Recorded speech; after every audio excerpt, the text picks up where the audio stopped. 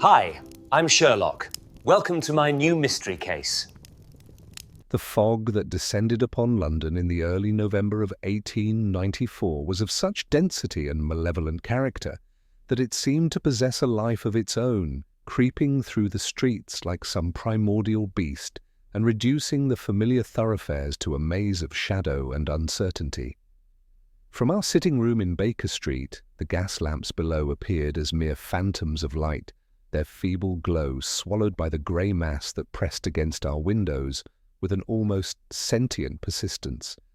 It was weather that drove honest citizens to their hearths and seemed to beckon forth the darker elements of the city from their hidden lairs.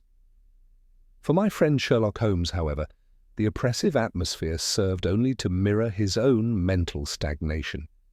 For 3 days he had alternated between periods of restless pacing and profound lethargy, his violin hanging neglected in one hand, while he stared into the swirling murk outside. I had learned through long experience not to intrude upon these dark moods, contenting myself with the latest edition of the Lancet and the warmth of our coal fire, though the intermittent drumming of his long fingers against the window frame was beginning to test even my considerable patience.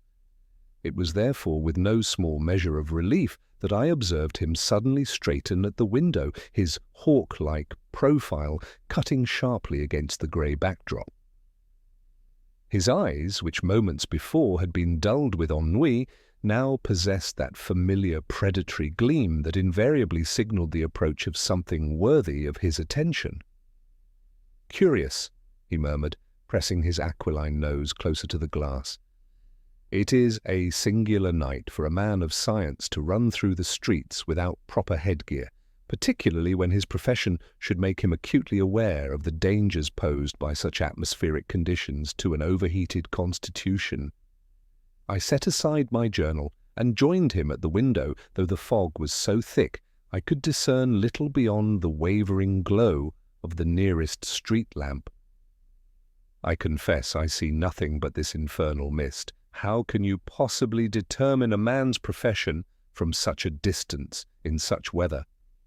Holmes chuckled, that dry sound I knew so well. "Elementary observation, my dear Watson.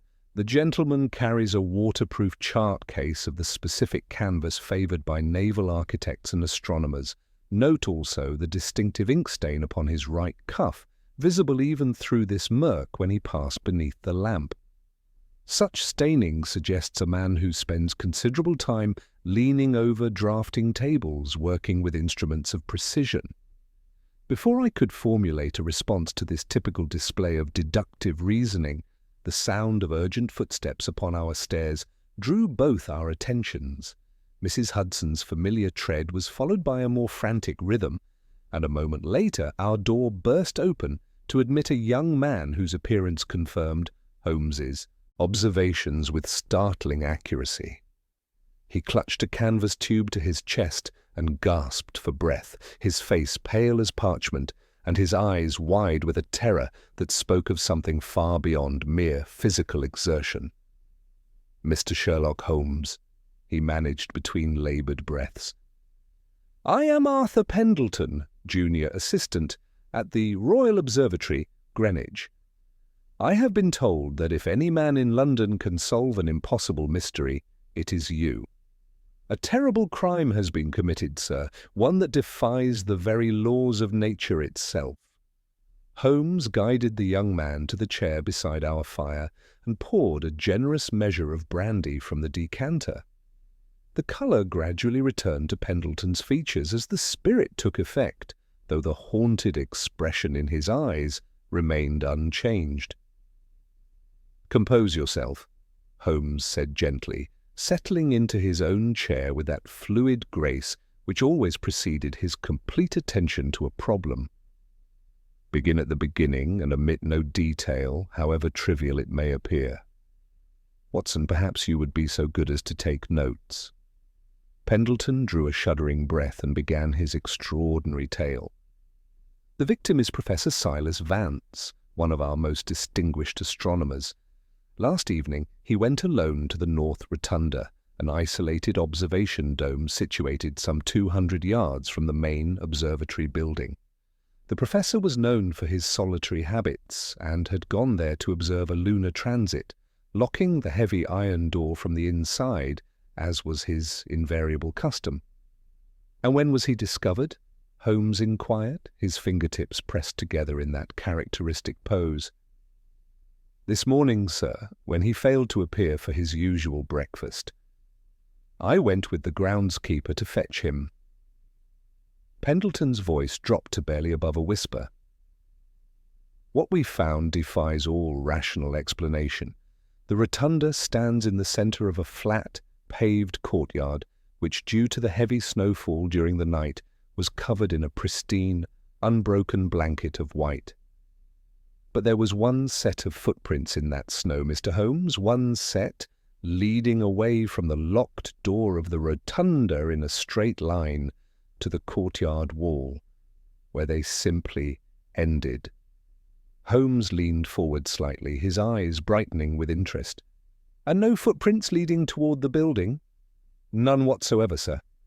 The snow began falling at 1 o'clock in the morning and continued until 4.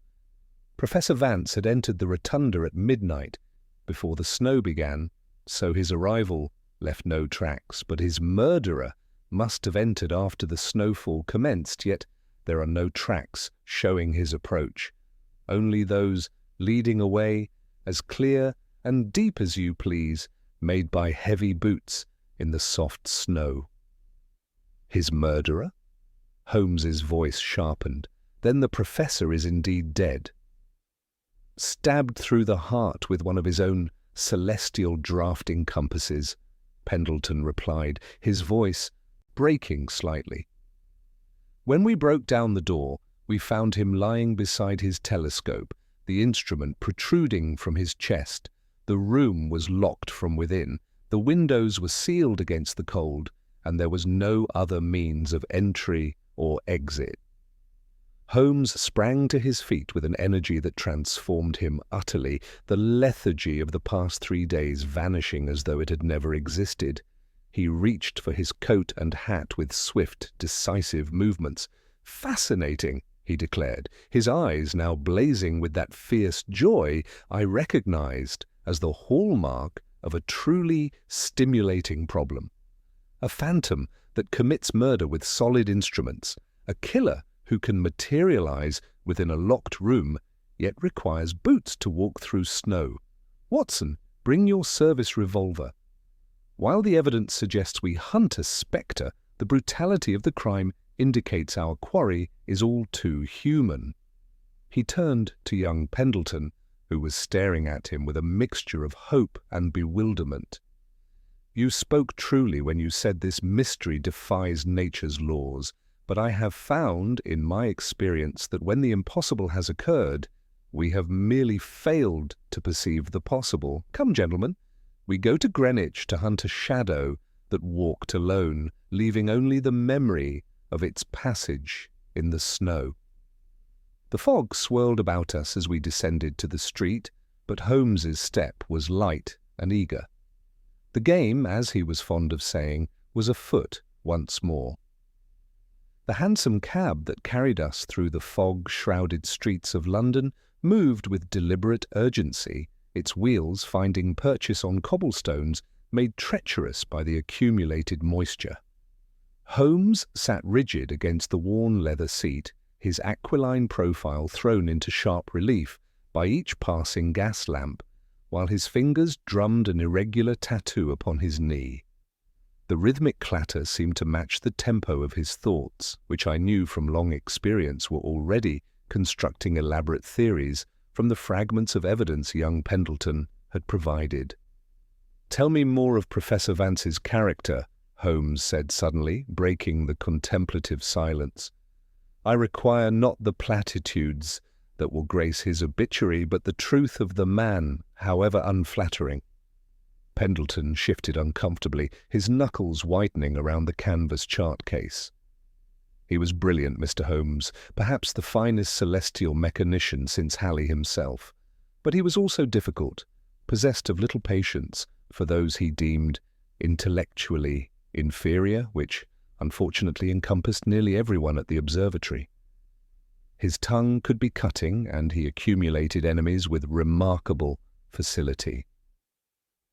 Enemies, Holmes repeated, his tone sharpening like a blade finding its edge. Can you name them? Dr. Malcolm Hartley, our senior astronomer, quarrelled with him constantly over telescope allocation and methodology. Professor Vance had secured exclusive use of the North Rotunda, which Hartley considered an abuse of privilege. Then there is James Wickham, the chief administrator, whom Vance publicly accused of embezzling research funds. The accusation was never proven, but the stain remains. Finally, Edmund Carstairs, a former colleague who believes Vance stole credit for a significant discovery some 5 years past. Holmes absorbed this intelligence with evident satisfaction, his eyes now gleaming with that peculiar intensity that signalled his mind was already weaving connections. And where were these gentlemen between midnight and 4 this morning? Hartley and Wickham reside on the observatory grounds, so they would have been present. Carstairs lives in Greenwich proper, perhaps a quarter-mile distant, but surely the impossibility of the crime eliminates conventional suspects. No man could enter that locked room and depart leaving only footprints leading away. On the contrary, Holmes replied with his characteristic thin smile, impossibility is precisely what makes this crime possible. When we eliminate the supernatural, which I assure you does not exist despite the protestations of Belgrave Square's spiritualists, we are left with human ingenuity, and human ingenuity, Pendleton, is both my specialty and my quarry. As we crossed the Thames, the great dome of the Royal Observatory materialized through the thinning mist like some ancient temple emerging from primordial vapors. Inspector Lestrade awaited us at the main gate, his weathered features registering both relief and his customary resignation. "Holmes," he exclaimed as we alighted, "I might have known this business would draw you, though I confess this time even your methods may prove inadequate. We are dealing with something beyond natural explanation." "I have never known you to be superstitious, Lestrade," Holmes replied coolly. "Pray, do not begin now." The inspector led us across the main courtyard toward the isolated North Rotunda. As Pendleton had described, the structure occupied the center of a paved square, and the snow that had fallen during the night lay thick and unmarred, save for one extraordinary feature that drew Holmes forward with swift, eager strides. A single line of footprints emerged from the heavy iron door and proceeded in an absolutely straight line toward the eastern wall. Each impression was deep and clear, made by a large boot with distinctive nail patterns in the heel. But what arrested our attention was that these tracks simply terminated at the base of the 12-foot wall, which showed no disturbance in the snow along its top. Holmes dropped to his knees beside the first footprint, producing his magnifying lens with practiced ease. For several minutes he remained motionless, examining each impression with minute attention. He then followed the trail step by step, occasionally pausing to scrutinize details invisible to my less trained eye. "Remarkable," he murmured, straightening at the wall. "Lestrade, have your men measured these impressions?" "Each step is precisely 31 inches apart, suggesting considerable height. The depth indicates a man of substantial weight, perhaps 13 stone. Holmes nodded slowly, his gaze sweeping the pristine expanse surrounding the mysterious trail. "And you have verified that no other marks exist? No disturbance of any kind?" "None whatsoever. It is as though the murderer materialized inside the locked rotunda and walked away into thin air. We then entered the rotunda itself. The interior was dominated by a great brass telescope, and at its base lay Professor Vance, the silver drafting compass protruding from his chest. Holmes moved through the room like a bloodhound, examining the painted shut windows and the polished parquet floor with methodical precision. Kneeling beside a spot 3 feet from the body, he beckoned me over. There, barely visible against the dark wood, was a small, circular damp patch, clear as water and rapidly evaporating in the dry air. Holmes stood abruptly, his eyes narrowing as he filed away this curious detail. He examined the professor's atmospheric pressure readings, studying not the writing, but the paper itself, before replacing them with characteristic precision. "Nothing simply materializes or dematerializes, Lestrade," he said quietly. "What we have here is not the supernatural, but an exceptionally clever manipulation of the natural." His eyes sparkled with that familiar predatory gleam. "If our murderer walked away, my dear Watson, then he must at some point have arrived. The question is not how he departed, but how we have been prevented from seeing his approach." Holmes's cryptic observation about misdirection hung in the cold air as he continued his meticulous examination of the rotunda's interior. He moved with the fluid precision of a master craftsman, his keen eyes cataloguing details that escaped the rest of us entirely. The great brass telescope dominated the circular chamber, its lens trained toward the eastern horizon where Professor Vance had intended to observe the lunar transit. Yet something in its positioning caught Holmes's attention, and he spent several minutes studying not the instrument itself, but the scattered papers beneath it. "Watson, observe the professor's notebook," he said, beckoning me closer. "3 brief entries, then nothing. A man does not prepare such elaborate equipment for a mere quarter-hour of observation. Professor Vance expected to work through the night, yet something interrupted him within 30 minutes of his arrival." He knelt beside the mysterious damp patch we had noted earlier, producing his tape measure to record its precise dimensions and location. The circular stain, no larger than a crown piece, continued to evaporate in the dry air of the sealed chamber. Holmes touched his finger to the residue and brought it to his nose, his expression growing thoughtful. "Curious," he murmured. "Water, certainly, but with a faint chemical odor. Lestrade, has anyone examined the ventilation system of this building?" Before the inspector could respond, a commotion arose outside. Through the doorway we observed a tall, imposing figure striding across the courtyard with obvious agitation. Dr. Malcolm Hartley cut an impressive figure even at a distance, his broad shoulders and military bearing suggesting a man accustomed to command. Behind him, at a more measured pace, followed a smaller, rotund gentleman whose nervous gait contrasted sharply with Hartley's purposeful advance. "Dr. Hartley and Mr. Wickham," Pendleton whispered. "I sent word that you wished to speak with them." Hartley burst through the doorway with barely contained fury, his granite features flushed with indignation. "This is intolerable," he declared without preamble. "The observatory is being treated like a common crime scene, with constables trampling through our laboratories and disturbing delicate instruments. I demand to know when this circus will conclude." Holmes regarded the astronomer with cool interest, his gaze dropping briefly to examine Hartley's heavy boots. The footwear was distinctive, military style with hobnailed soles that would leave deep impressions in soft earth or snow. More telling still was the faint rim of white salt along the leather welts, suggesting recent exposure to the elements followed by rapid drying near a heat source. "Dr. Hartley, I presume?" Holmes said mildly. "Your reputation as a man of science precedes you. I trust you can appreciate the methodical approach required to solve any complex problem, whether astronomical or criminal." Hartley's nostrils flared, but he composed himself with visible effort.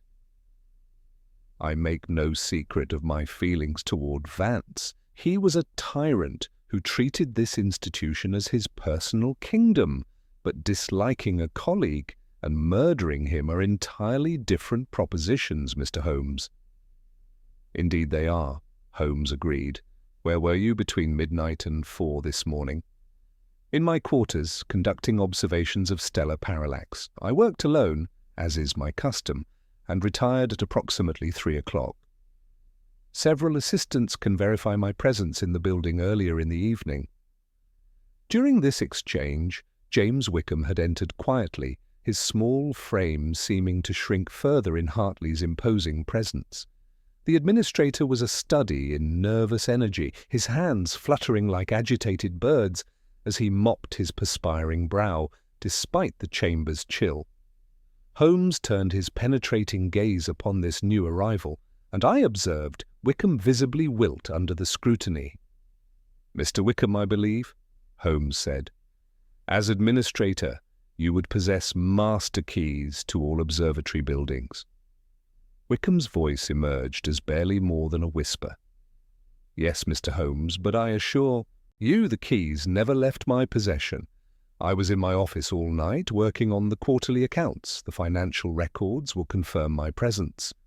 Holmes moved casually toward Wickham's leather satchel, which rested on a nearby table. As if by accident, he brushed against it, causing several papers to scatter. Among them was a railway timetable, heavily marked with ink annotations. Wickham lunged forward to gather the documents, his face flushing crimson. "Planning a journey, Mr. Wickham?" Holmes inquired with deceptive mildness. "A holiday," Wickham stammered. "Long overdue. The stress of managing Professor Vance's constant scrutiny of our expenditures has been considerable. His death, while tragic, will certainly simplify the institution's financial governance." Holmes nodded thoughtfully, filing away this admission along with his other observations. He turned back to Hartley, whose imposing presence dominated the small chamber. "Dr. Hartley, as a man of science, you must have theories about this apparent impossibility.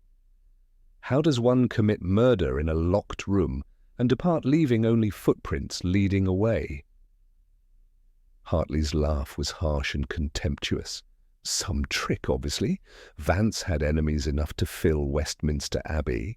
His arrogance and vindictive nature made him more foes than friends. If someone found a way to reach him in his sanctuary, I can only say it was long overdue. A man of your stature would leave distinctive impressions in snow," Holmes observed casually. "Your boots, for instance, are of military pattern with hobnailed soles. Most distinctive." For the first time, Hartley's composure faltered slightly. His eyes flickered downward to his footwear, then back to Holmes's impassive face. "Many men wear such boots, Mr. Holmes. They are practical for navigating icy paths." "Quite so," Holmes agreed. "Gentlemen, I thank you for your cooperation. Lestrade, I believe we have learned all we can here for the present.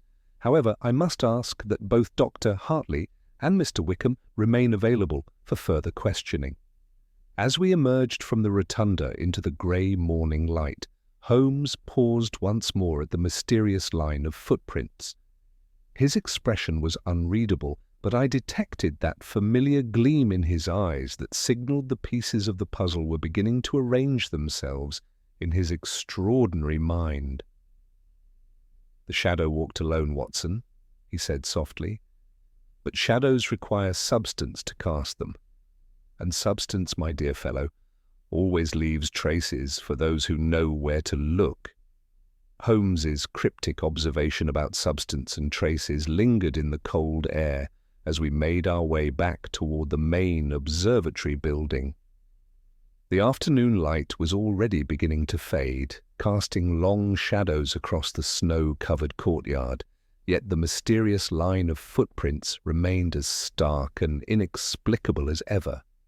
Lestrade walked beside us with visible frustration, his breath forming small clouds in the frigid air as he muttered about impossibilities and phantom murderers.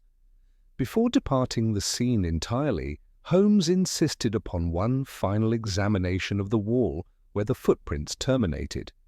He approached the 12-foot brick barrier with renewed intensity, his magnifying lens moving methodically across the weathered surface. Suddenly, he emitted a low whistle of discovery and beckoned us closer.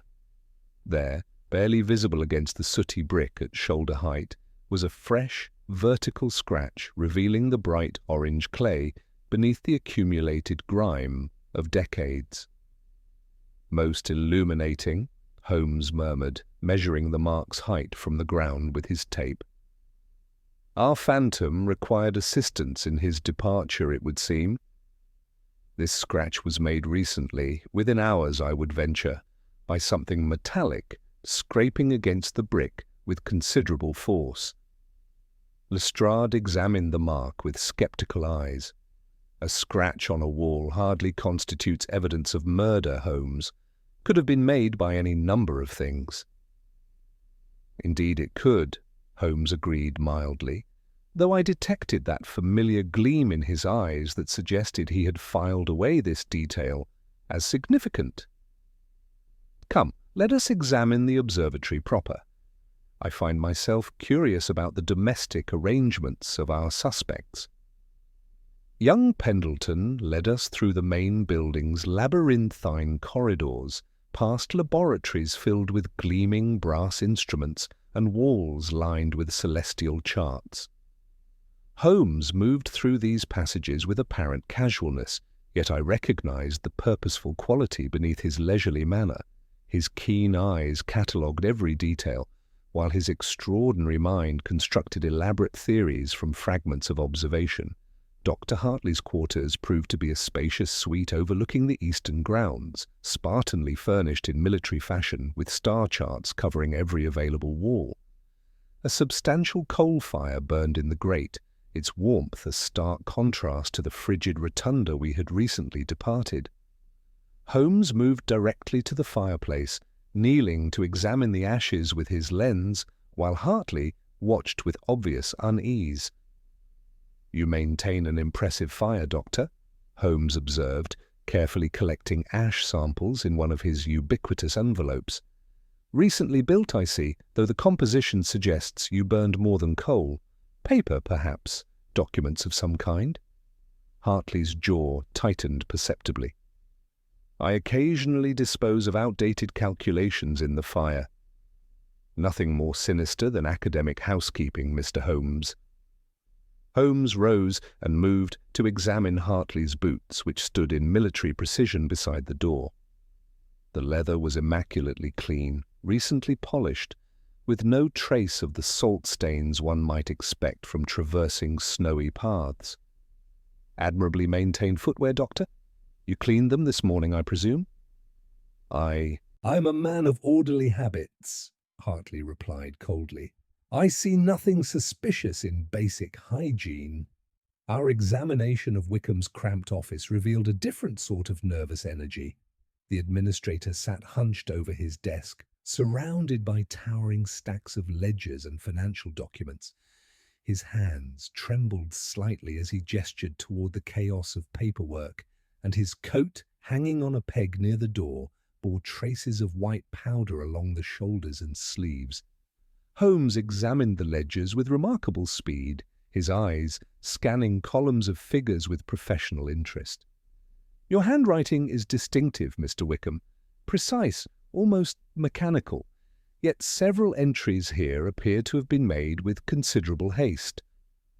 "Under pressure, perhaps?" Wickham's face blanched. "The quarterly audit creates tremendous stress, Mr. Holmes. Professor Vance's constant scrutiny made the work doubly burdensome. Every expenditure questioned, every decision implied to be corrupt."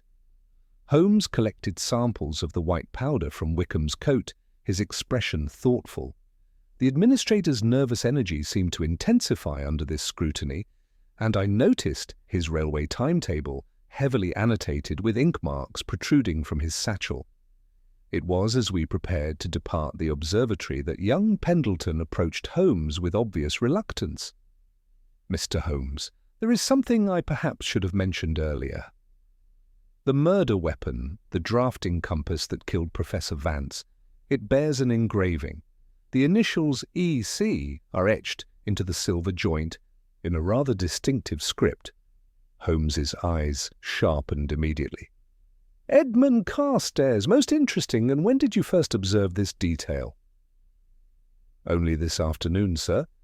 When Inspector Lestrade permitted me to examine the weapon more closely, I recognized the style immediately, as I had seen Mr. Carstairs use that very compass during his time at the observatory.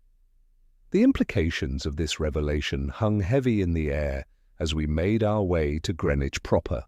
The walk to Carstairs's lodgings was conducted in contemplative silence, each of us wrestling with the mounting evidence against the bitter, dispossessed astronomer. The narrow house where he resided smelled of boiled cabbage and stale tobacco, its genteel decay speaking eloquently of reduced circumstances. Edmund Carstairs himself proved to be a gaunt figure with the haunted eyes of a man who has suffered profound injustice.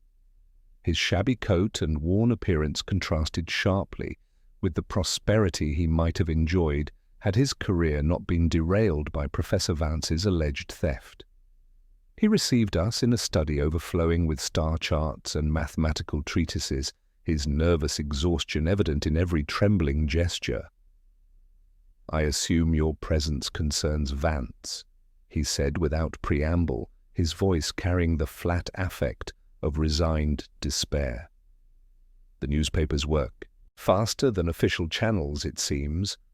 Holmes studied the man with penetrating intensity. "Your former colleague has been murdered, Mr. Carstairs, stabbed through the heart with a drafting compass bearing your initials." The effect of this revelation was immediate and profound. Carstairs collapsed into his worn armchair as though the strings supporting him had been suddenly severed, his face draining to a waxen grey. "My compass," he whispered. "I have missed it for 3 days. I assumed it was simply misplaced among this clutter, but in my heart I feared something far more sinister." "A convenient explanation," Lestrade interjected, stepping forward with the demeanour of a terrier who has cornered his quarry. "Perhaps you can also explain your whereabouts during the early hours of this morning.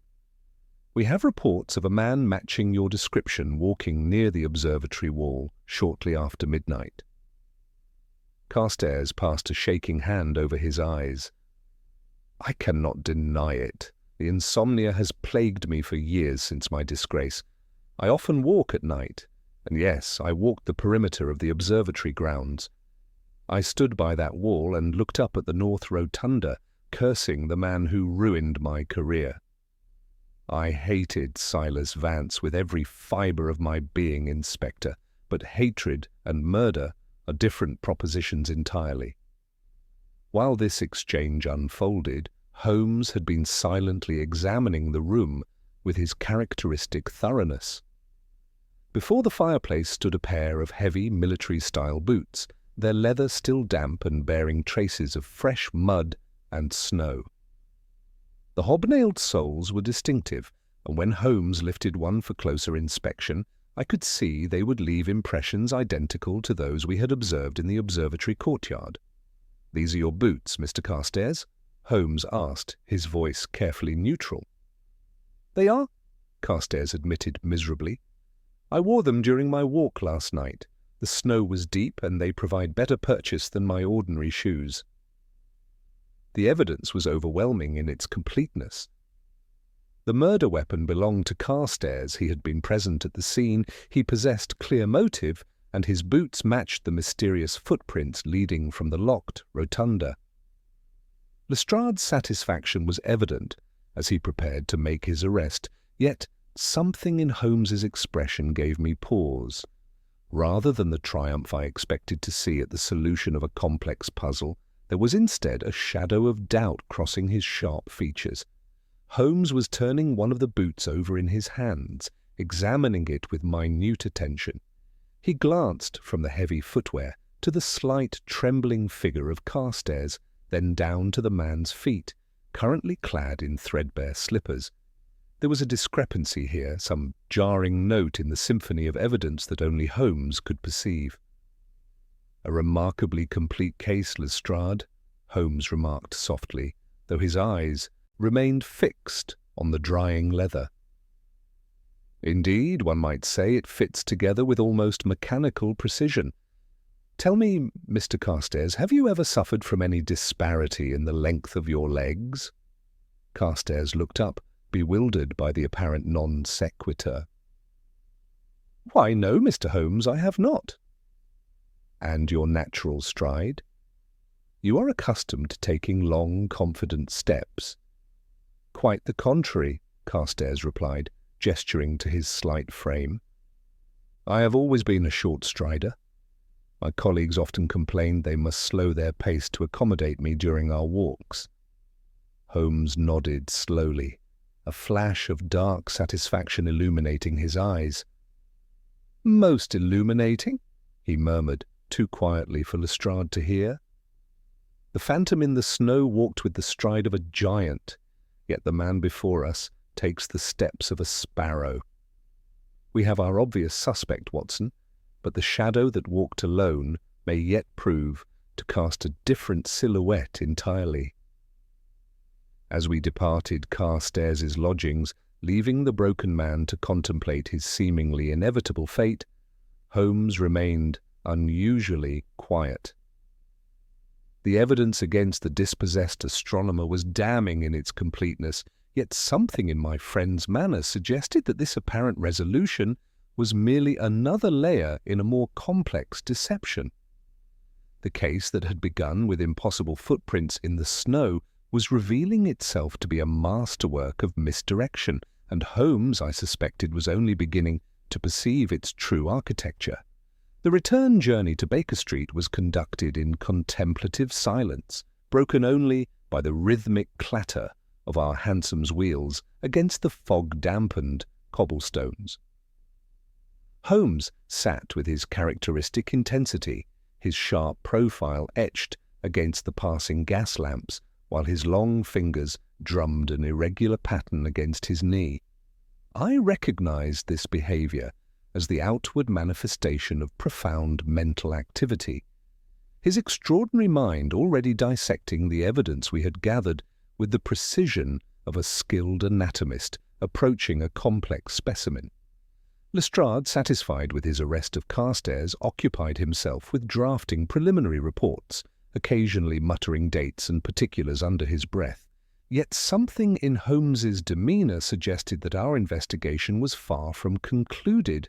The very completeness of the case against the dispossessed astronomer seemed to trouble rather than please him, and I had learned through long association to trust these instincts above the most compelling circumstantial evidence. Upon reaching our familiar sitting room, Holmes immediately set about preparing his chemical apparatus with swift, purposeful movements. The samples he had collected throughout the day were arranged in precise rows upon our table, each carefully labelled in his meticulous handwriting. The ash from Hartley's fireplace, the white powder from Wickham's coat, and the mysterious water residue from the rotunda floor all awaited his expert analysis. The evidence against Carstairs possesses a symmetry that nature rarely provides, Holmes observed as he applied reagents to the first sample.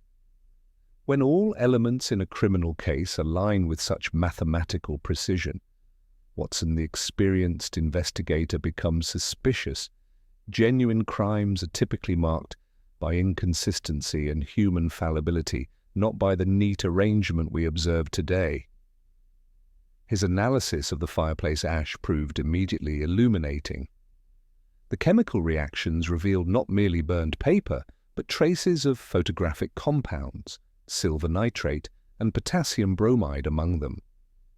These were substances used in developing celestial photographs, materials that would normally be disposed of through proper laboratory channels rather than hastily burned in a residential fireplace.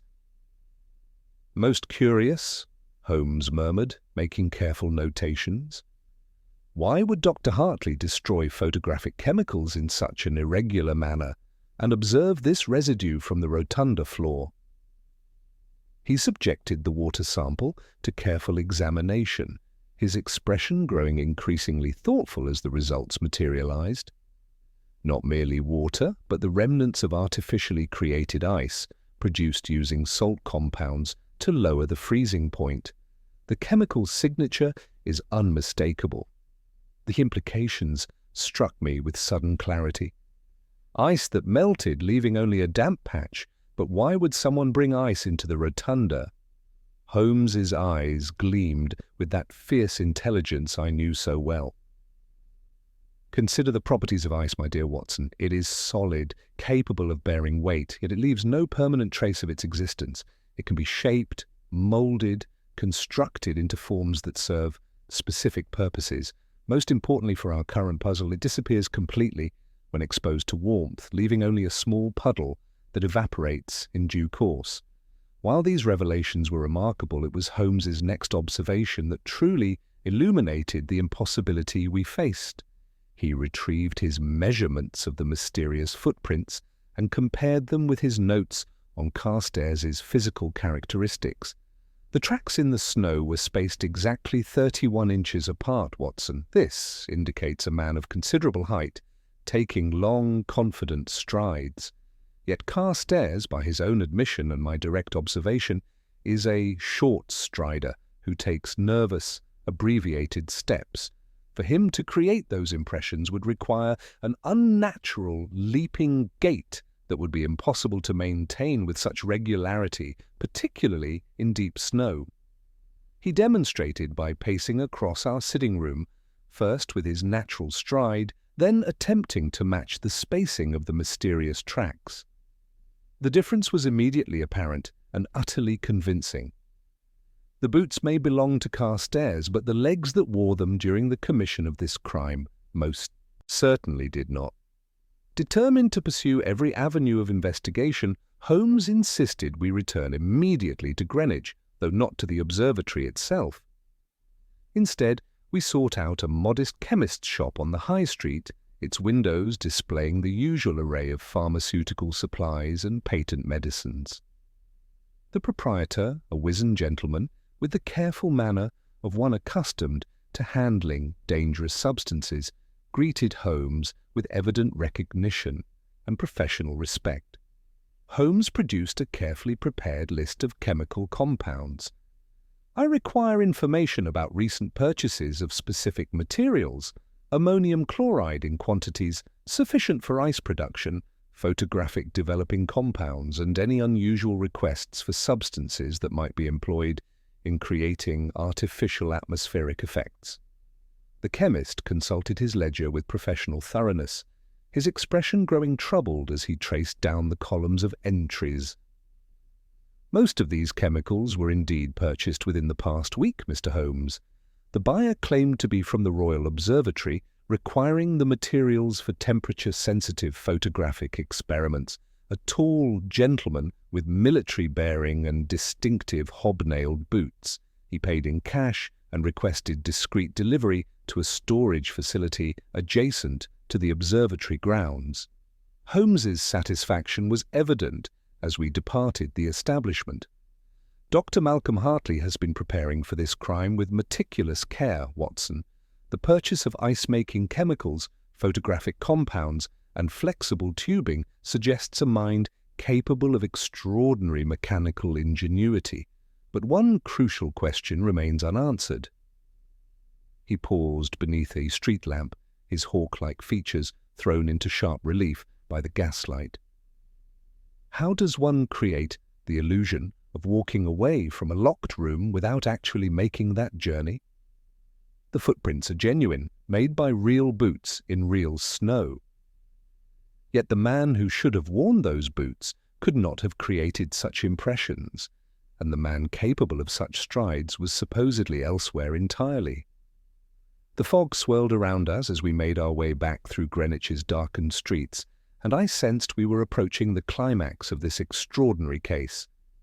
Holmes had assembled the mechanical components of an elaborate deception, yet the precise method by which Dr. Hartley had created his impossible crime remained tantalizingly beyond our grasp.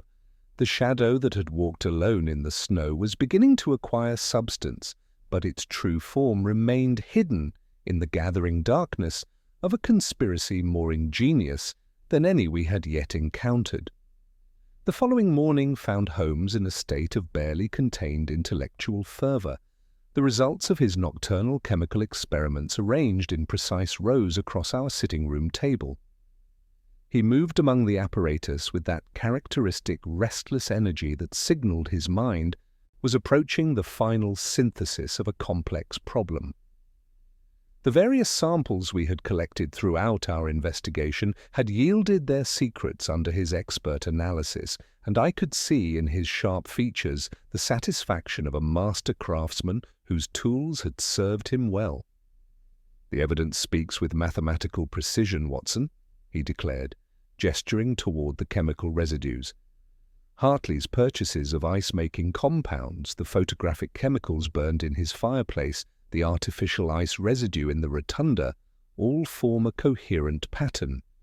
Yet one crucial element has eluded me, the mechanism by which our phantom could depart without arriving. Until we understand that central impossibility, we have merely fragments of a larger design. Our contemplation was interrupted by Lestrade's urgent arrival, his weathered features bearing news that cast the entire case in a more sinister light. "Holmes, Carstairs attempted to take his own life in his cell at dawn. The prison doctor managed to revive him, but he's in a desperate state. More troubling still, he received a visitor yesterday evening after we left him. Young Pendleton brought him some personal effects, claimed it was a courtesy from the observatory." Holmes's eyes sharpened with predatory intensity. "Pendleton, you say? The earnest young assistant with such comprehensive knowledge of every person and grievance within the observatory walls.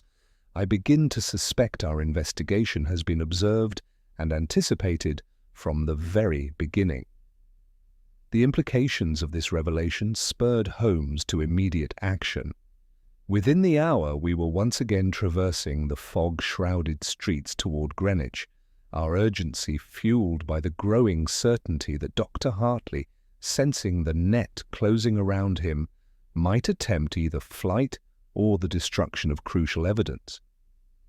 Holmes had armed himself with a more complete set of investigative tools, including a powerful bull's-eye lantern and the specialized instruments he employed for examining architectural features. Our first destination was not the observatory proper, but the modest storage facility the chemist had mentioned, situated along the eastern wall of the grounds. Holmes approached the weathered brick structure with the focused intensity of a bloodhound following a scent. The single constable on duty readily granted us access, and within moments we were examining the interior by the harsh white light of Holmes's lantern. The cleared area near the rear wall immediately captured his attention. The floor bore the unmistakable evidence of recent chemical activity, with distinctive staining patterns that matched the ice-making compounds Hartley had purchased. More revealing still were the deep scratches in the wooden flooring, suggesting something heavy had been repeatedly dragged toward the door that opened directly onto the courtyard where the mysterious footprints had appeared. "Observe, Watson," Holmes said, his voice tight with suppressed excitement. "This facility served as Hartley's workshop for constructing his elaborate deception. The chemical stains indicate large-scale ice production, while these gouges suggest the movement of substantial mechanical apparatus. But the true revelation lies beyond that door." He led me outside to examine the eastern wall itself, that 12-foot barrier where the enigmatic footprints had terminated so impossibly.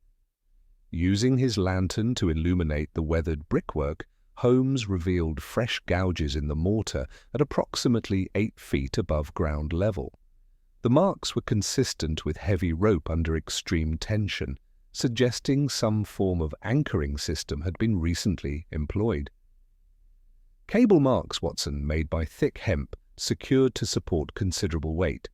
Someone suspended apparatus from this wall, creating a direct line across the courtyard to the storage facility. The geometry begins to reveal the outline of Hartley's mechanism, though the precise execution remains tantalizingly unclear." It was as we prepared to return to the observatory proper that Holmes made his most significant discovery.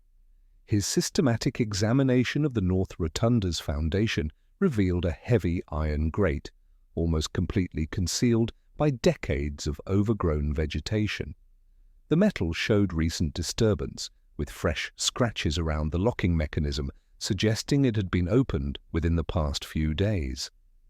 With considerable effort, we managed to pry the grate loose, revealing a dark, damp passage that stretched away into the foundations of the main building.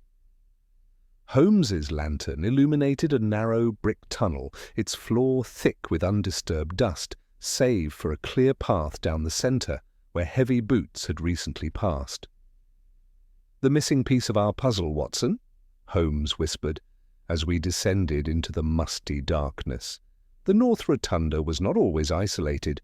This service tunnel, supposedly sealed decades ago, provided Hartley with undetected access to his victim.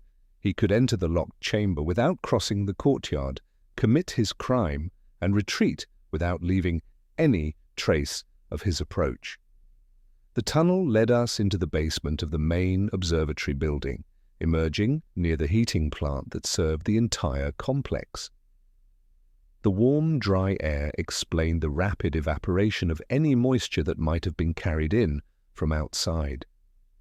Holmes moved with silent purpose toward a door marked Private Workshop, his skeleton keys making quick work of the lock. The chamber beyond contained the final elements of Hartley's extraordinary deception.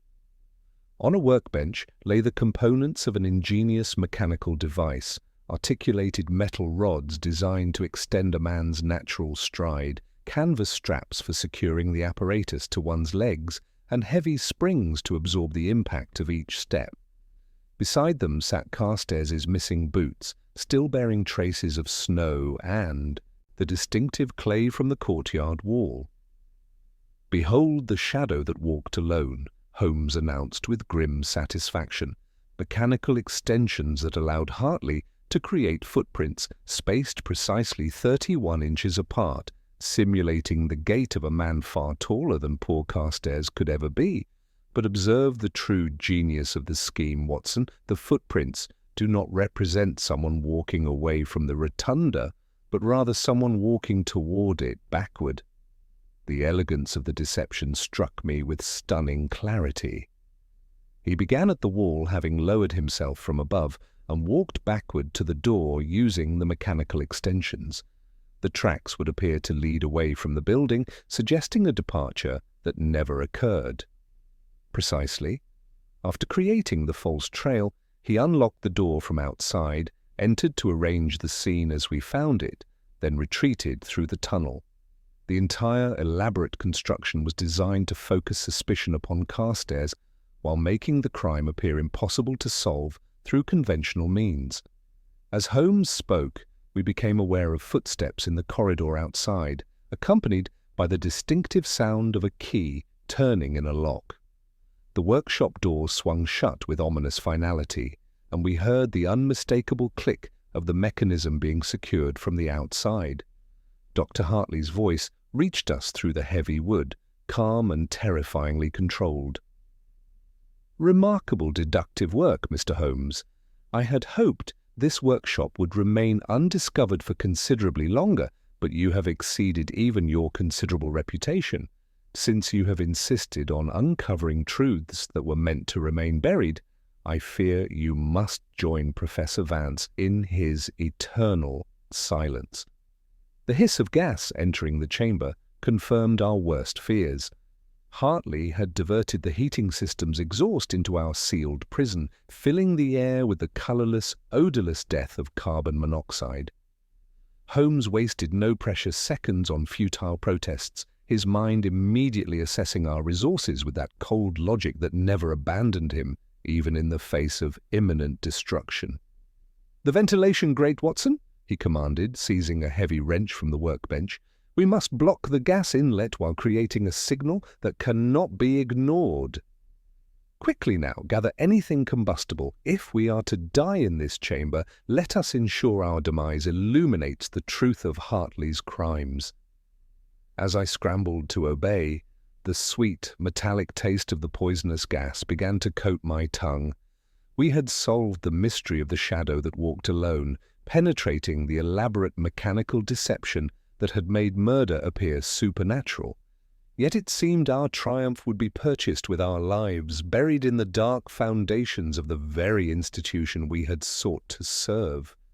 The sickly sweetness of the gas pressed upon my lungs, each breath growing more laborious as the invisible tide of carbon monoxide rolled through the small workshop. Holmes, ever the man of action even when death hovered near, seized the heavy wrench from the workbench and assaulted the gas inlet with grim determination. The pipe bent and collapsed under his blows, and together we stuffed rags, packing straw, even strips of leather into the hissing vent, reducing the flow but not eliminating it. Already the world seemed to tilt and waver before my eyes. In Holmes's voice I heard the growing rasp of oxygen deprivation. The ventilation grate. Watson, to the trestle. Holmes gasped, nodding toward the high mesh on the far wall. We dragged a pile of charts and apparatus beneath it. I mounted the makeshift platform, iron bar in hand, and struck the stubborn grating again and again, sparks flying as pain shot through my arms. Below, Holmes, not content to trust our fate to brute force alone, gathered oils, chemical compounds, and paper into a heap, and with trembling hands struck a match. Blue and yellow flames leapt upward as the volatile concoction caught, sending black, choking smoke billowing toward the grate. "Make the fire count," Holmes coughed. "If the clangor won't draw attention, perhaps the smoke will." I pounded the iron mesh as the acrid clouds thickened until at last, with a wrenching screech, a corner tore loose. A blessed draught of cold air rushed in, swirling the smoke into the narrow shaft beyond. I forced another section aside and glimpsed a narrow service flue, just large enough for a desperate man to wriggle through. Holmes, his face ashen, climbed up beside me, and together we pulled ourselves into the suffocating darkness. The bricks scraped at my shoulders as we crawled, the fire's glow fading behind us and replaced by faint, blessed daylight ahead. With a final kick, Holmes broke through a rusted grate, and we tumbled into a tiny washroom, startling a junior assistant who fled in terror, shouting for help. Within minutes, the corridors were in uproar. Lestrade, pale and wild-eyed, found us as staff and constables rushed to contain the fire now roaring in the lower levels. "Holmes! Watson! We thought—" "Good God, the whole observatory is in chaos. Hartley is missing and Pendleton's whereabouts are unknown." Holmes, recovering his breath, straightened his soot-streaked jacket. "Hartley must be found at once. He will not leave his domain without securing what he believes is rightfully his.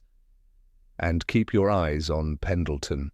There may be threads yet tangled in this web." As Lestrade organized the search, Holmes led me, despite my protests, back through the underground passage toward the North Rotunda.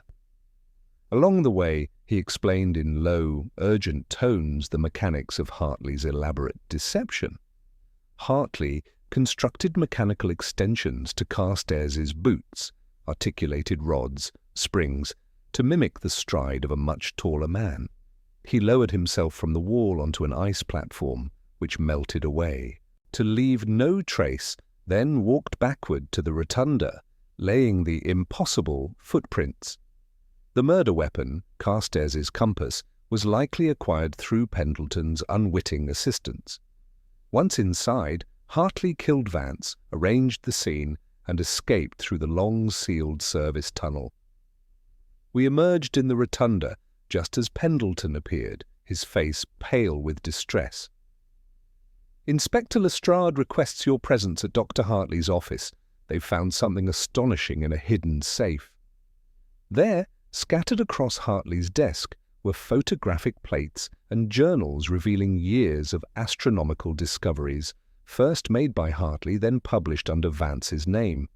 The magnitude of the theft and humiliation Hartley had endured was clear. At that moment, a constable rushed in, breathless. "He's been spotted, Dr. Hartley, at the old observatory tower."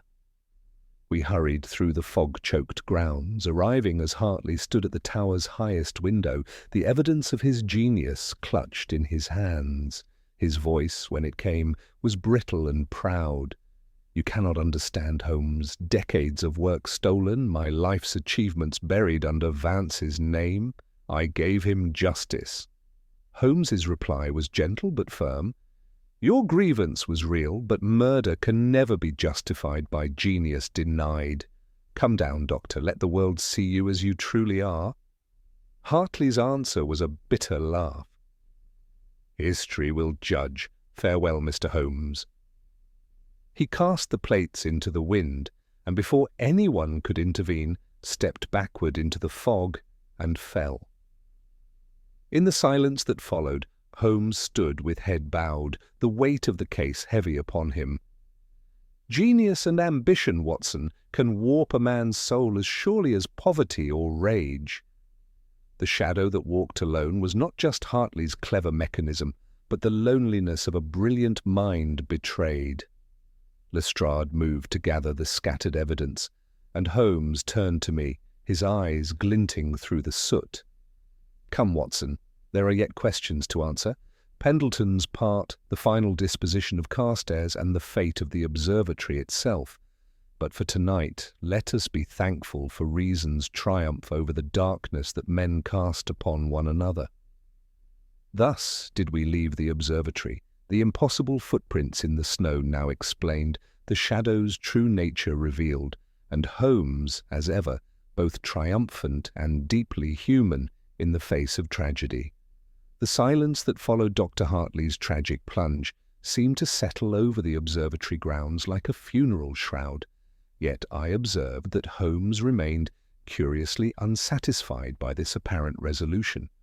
While Lestrade supervised the removal of the body and the constables secured the scattered evidence, my friend stood motionless at the tower window, his keen eyes surveying the scene below with that familiar intensity that suggested his remarkable intellect had not yet consented to lay this case aside. "The mechanism is explained, Holmes," I ventured as we descended the winding stair. "Hartley's motive lies plain before us, and his suicide places the seal upon his guilt. Surely justice, however tragic, has been served." Holmes paused on the landing, his hawk-like profile thrown into sharp relief by the gaslight. "When a puzzle is too perfect, Watson, I distrust it. Consider the sequence of events. Hartley constructs an elaborate apparatus to frame Carstairs, murders Vance with meticulous precision, then, when we begin to penetrate his device, attempts to kill us in that underground workshop. Yet when he sees us alive upon the grounds mere hours later, he makes no further effort to silence us. Instead, he throws himself from this very tower without a word of denial or explanation. Does that strike you as entirely congruous with his previous calculated actions? Before I could formulate a response, young Pendleton approached us in the corridor below, his earlier composure completely shattered. His hands trembled as he clutched a leather journal to his chest, and tears streaked his pale cheeks in the flickering gaslight. The transformation from earnest assistant to broken accomplice was both startling and deeply affecting. "Mr. Holmes," he began, his voice barely above a whisper, "I must confess my part in this terrible affair. I have been a fool, manipulated by Dr. Hartley's careful cultivation of my trust and sympathy. He portrayed himself as a tragic figure, a man of science denied his rightful place in history, and I believed every word." Holmes guided the distraught young man to a nearby bench, his manner surprisingly gentle. "Compose yourself, Mr. Pendleton, and tell us everything. The truth, however painful, is the only path forward now." The story that emerged revealed the full architecture of Hartley's manipulation. Over many months, the senior astronomer had befriended the impressionable assistant, gradually revealing the injustices he claimed to have suffered at Vance's hands. Pendleton, moved by what he believed to be genuine grievance, had become an unwitting instrument in Hartley's elaborate conspiracy. He asked me to retrieve certain items from Mr. Carstairs' lodgings, Pendleton confessed miserably. The drafting compass among them. I believed I was helping to gather evidence of Professor Vance's pattern of theft that Dr. Hartley intended to present a formal complaint to the Royal Society. When I saw that same compass protruding from the professor's chest, I was too terrified to speak until I saw you examining it. Holmes nodded thoughtfully, filing away this crucial detail. And your visit to Carstairs in his cell? What message did you carry? Dr. Hartley gave me a sealed letter to deliver, claiming it contained words of encouragement from one wronged man to another. Only now do I realize it must have contained suggestions that drove poor Carstairs to attempt his own life. Dr. Hartley was systematically eliminating any possibility that the truth might emerge. As Pendleton's confession unfolded, Holmes had been quietly examining the corridor around us, his trained eye cataloguing details that escaped my notice. Near the base of the tower stair, he knelt and produced his magnifying lens, studying what appeared to be nothing more than accumulated dust and debris. "Most illuminating," he murmured, collecting samples in one of his ubiquitous envelopes. "Lestrade, has anyone else been in this tower since Hartley's death?" "Only the constables and the physician," the inspector replied. "Why do you ask?" Holmes rose, his eyes now gleaming with that predatory intensity I knew so well. "Because someone else was here during the night. Observe these partial boot prints in the dust, made by shoes with a distinctive ridged sole. Note also this." He indicated a small, dark stain near the wall. "Fresh ink, spilled within the last few hours. Someone was writing here, perhaps under considerable duress." The implication struck me with sudden clarity. "You believe Hartley did not act alone in his final moments?" "I believe," Holmes replied carefully, "that there was a shadow behind the shadow. Hartley was brilliant but solitary, a man of instruments rather than men. The construction of that infernal workshop, the acquisition and delivery of chemicals, the careful manipulation of Carstairs, all required assistance within the observatory. Someone to smooth practical obstacles, to watch our movements, to carry messages and objects from one hand to another." Lestrade stepped forward, his professional instincts now fully engaged. "You suspect another accomplice, someone still at large?" Holmes moved toward the tower's base, where a small piece of paper lay crumpled against the stone foundation. He smoothed it carefully, revealing several lines of text in Pendleton's familiar handwriting, followed by a different hand entirely. The document appeared to be the beginning of a confession, interrupted mid-sentence by what looked like a violent struggle. "James Wickham," Holmes announced with quiet satisfaction, "the nervous administrator whose coat bore traces of the same chemical compounds used in Hartley's deception, whose financial records show irregular cash payments corresponding exactly to the purchase of specialized equipment. A man whose embezzlement accusations made him desperate for protection and whose access to master keys made him invaluable to Hartley's scheme." The revelation cast the entire case in a new light.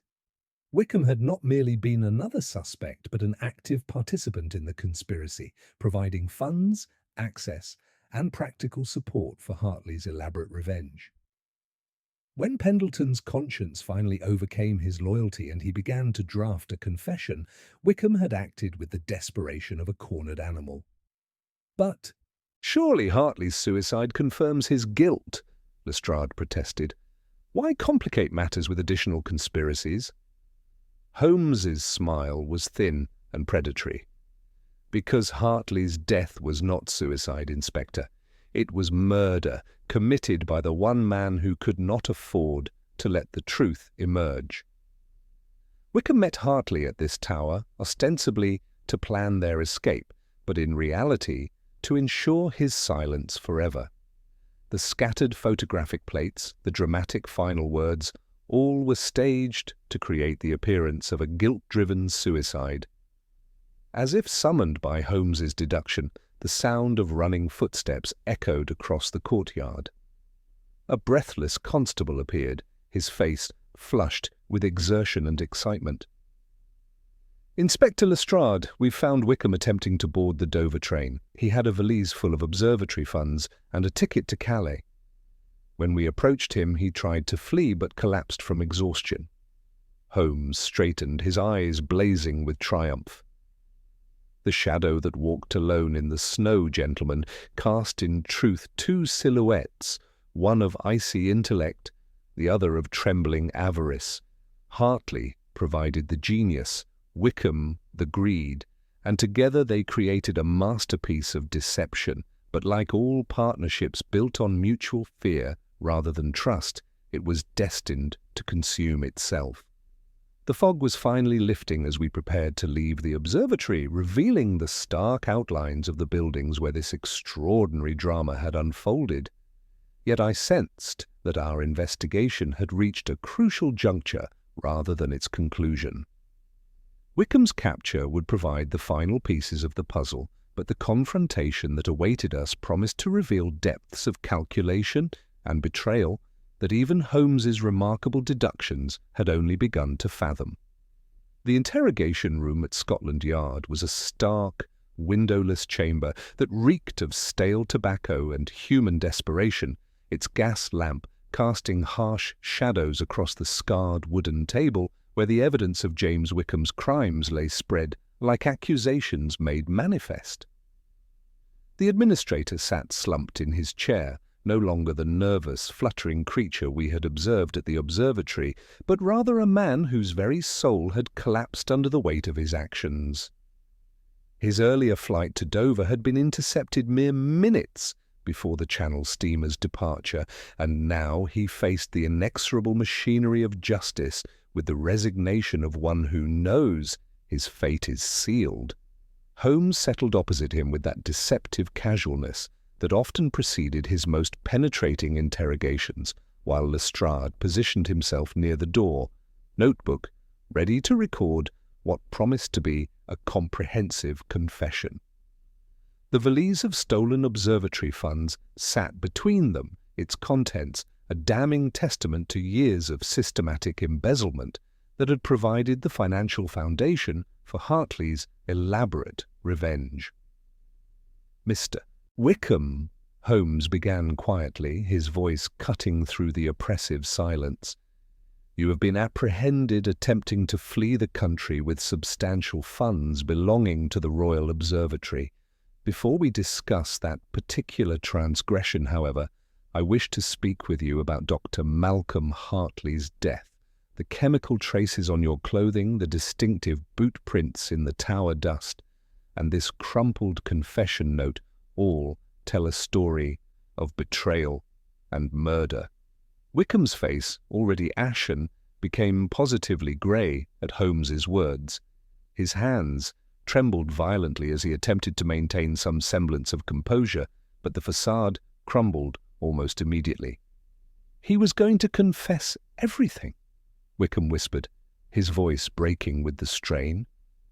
"After you and Dr. Watson emerged from that workshop alive, he saw it as divine judgment, said he would face the consequences like a man of honor, that he could no longer live with the weight of Professor Vance's blood on his hands." Holmes leaned forward slightly, his penetrating gaze never leaving Wickham's face.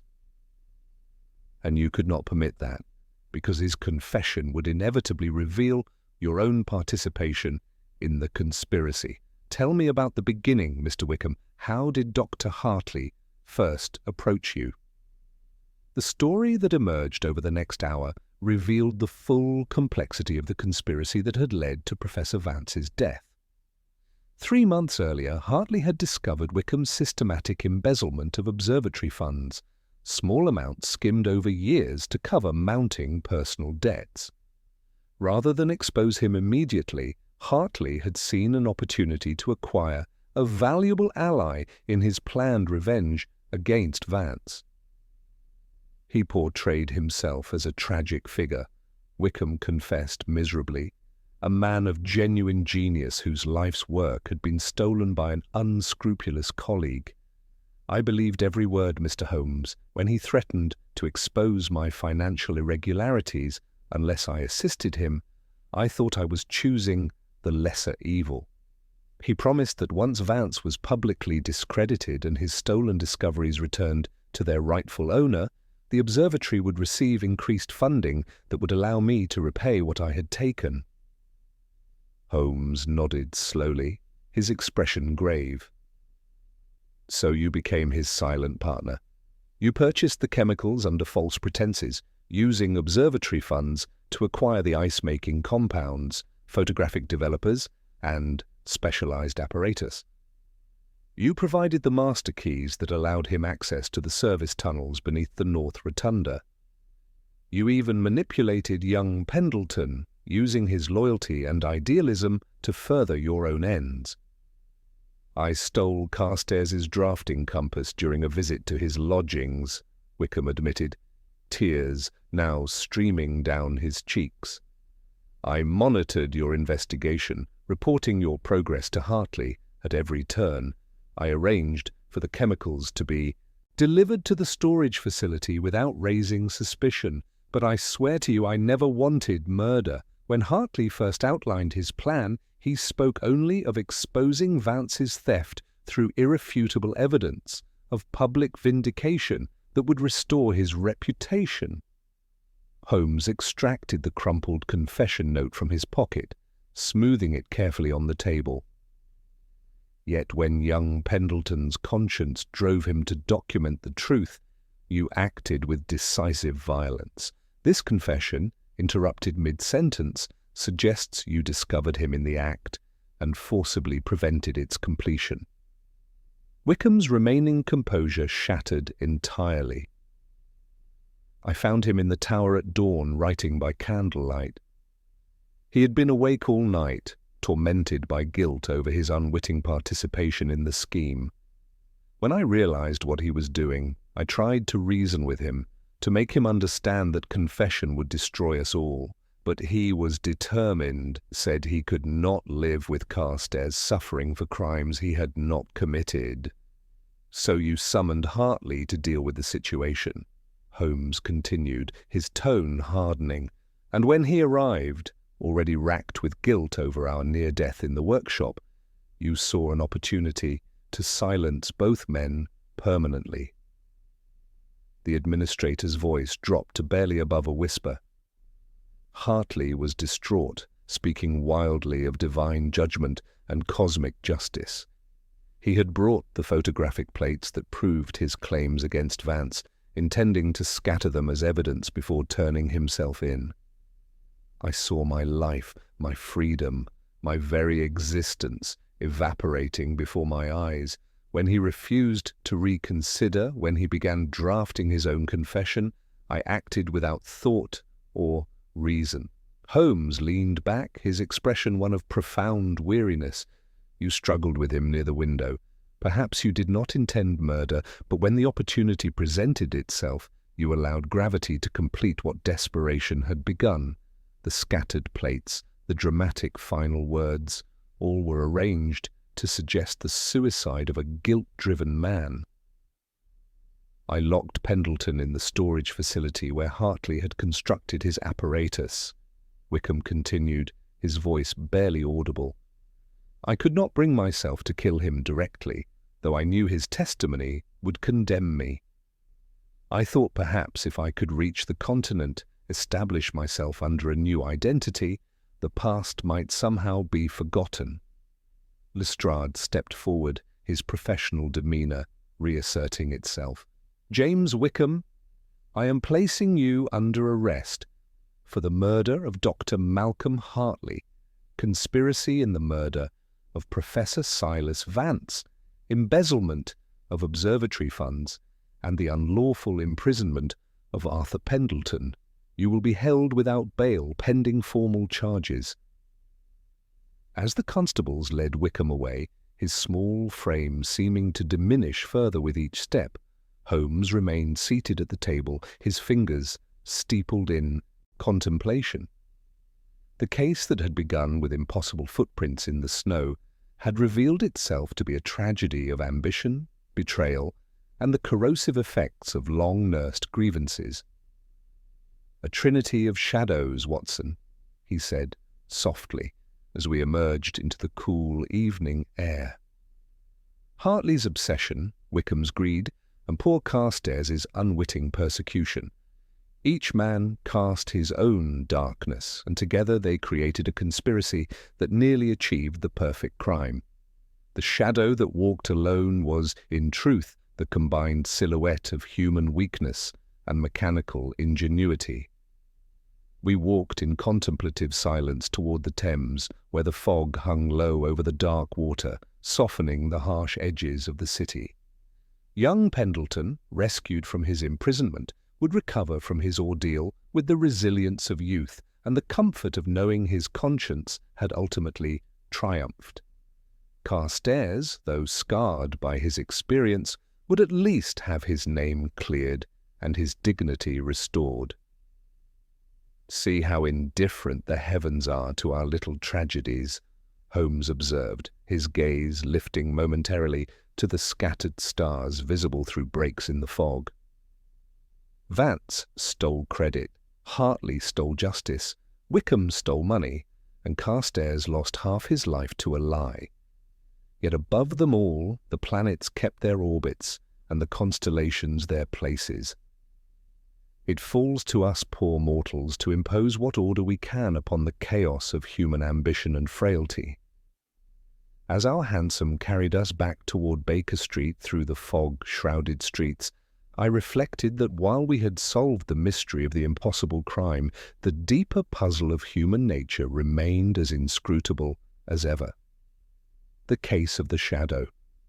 That walked alone was concluded, but the shadows cast by pride, fear, and the hunger for recognition would continue to darken the human heart long after our investigation had passed into memory.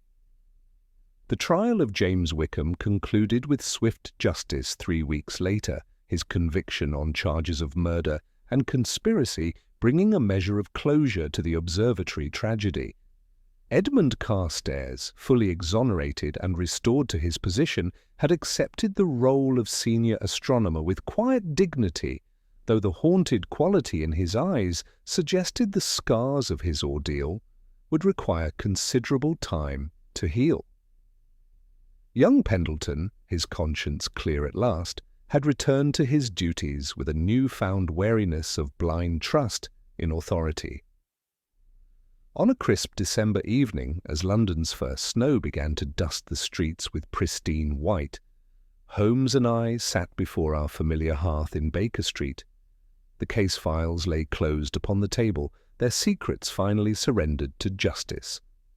Holmes had been unusually contemplative since Wickham's sentencing, his violin lying neglected while he stared into the dancing flames with that distant expression I recognized as profound philosophical reflection.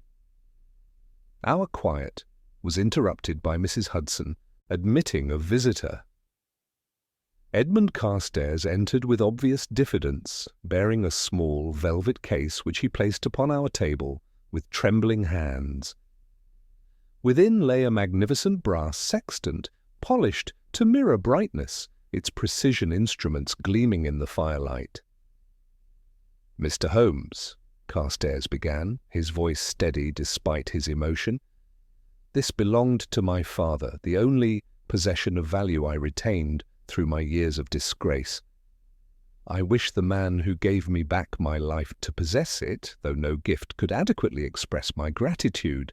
Had you not perceived the inconsistency of my stride against those impossible footprints, I should now be under sentence for murder I did not commit." Holmes examined the instrument with genuine appreciation before setting it carefully upon the mantelpiece. "You owe your safety, Mr. Carstairs, less to my deductions than to nature's own testimony. Your short stride jarred against the mechanical precision of Hartley's deception.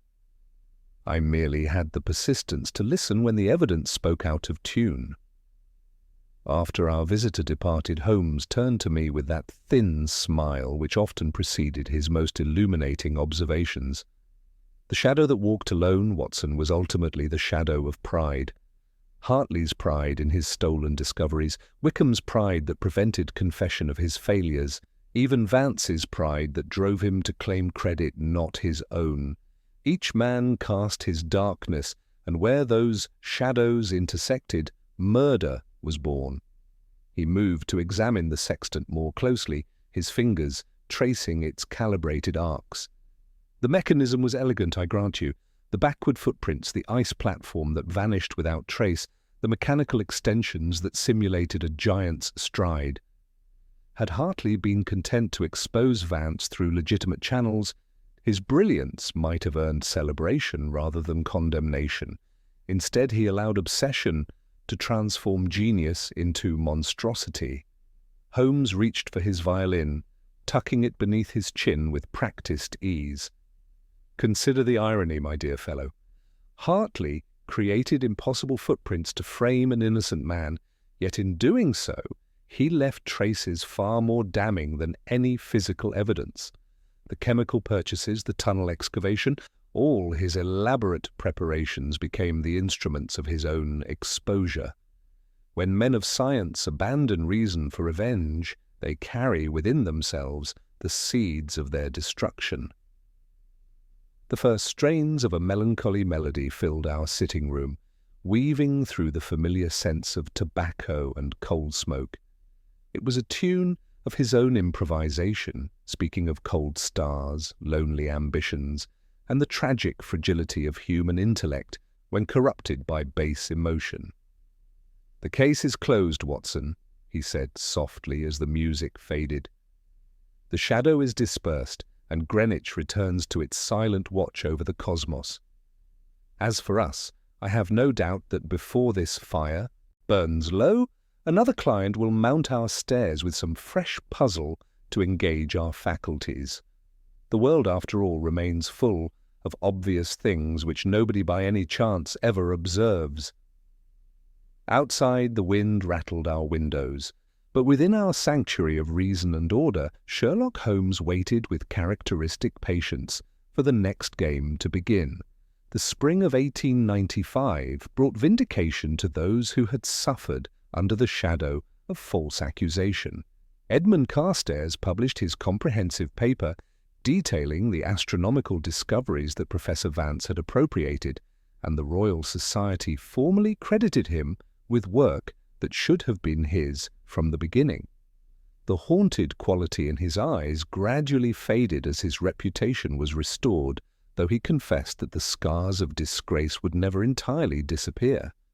Young Arthur Pendleton matured considerably through his ordeal, his youthful idealism tempered into something more discerning. Promoted to assistant director under Carstairs, he worked tirelessly to restore the observatory's reputation. James Wickham faced his execution with characteristic nervous resignation, his final statement expressing genuine remorse, though the courts remained unmoved by his protestations that murder had never been his intention. Holmes followed these developments with detached interest, filing the case among his records with methodical precision. Yet I observed he kept the brass sextant prominently displayed upon our mantelpiece, occasionally examining its perfect calibrations when the fire burned low and fog pressed against our windows. One evening, as we sat in companionable silence, Holmes spoke without preamble about the case's deeper lessons. "The shadow that walked alone teaches us that deception, however ingenious, carries within itself the mechanism of its own exposure, Watson. Hartley's footprints were too perfect, too mechanically regular. Nature abhors such symmetry. When evidence fits together with mathematical precision, we should suspect human artifice rather than natural occurrence." He paused to light his pipe, the match flame illuminating his sharp features. Poor Hartley possessed genuine grievance and undeniable brilliance. It chose elaborate revenge over legitimate vindication. Had he simply published his evidence, he might today be celebrated as a victim restored to honor. Instead, he is remembered only as a murderer whose cleverness deepened his tragedy. The mechanical apparatus Hartley had constructed with such ingenuity was preserved as evidence of human brilliance perverted by obsession. The impossible footprints had seemed supernatural, inexplicable, beyond rational investigation. Yet Holmes had demonstrated that patient observation and logical deduction could penetrate even the most elaborate deceptions. As I arranged the final pages of my chronicle, Holmes stood by the fireplace, reading a monograph but casting occasional glances at my manuscript. The warmth of our sitting room contrasted sharply with the frost patterning the window panes, a reminder of that cold night when we nearly met our end in Hartley's suffocating workshop. "Let us leave the shadows to the astronomers, Watson," he said, settling into his armchair. "They are better equipped to chart the darkness between stars. Our province remains London's fog, where shadows are cast by men and can therefore be dispelled by reason's light." The mystery was solved, the mechanical ghost laid to rest, but I knew that for Sherlock Holmes the great game never truly ended. It merely paused, waiting for the next impossible thread to present itself.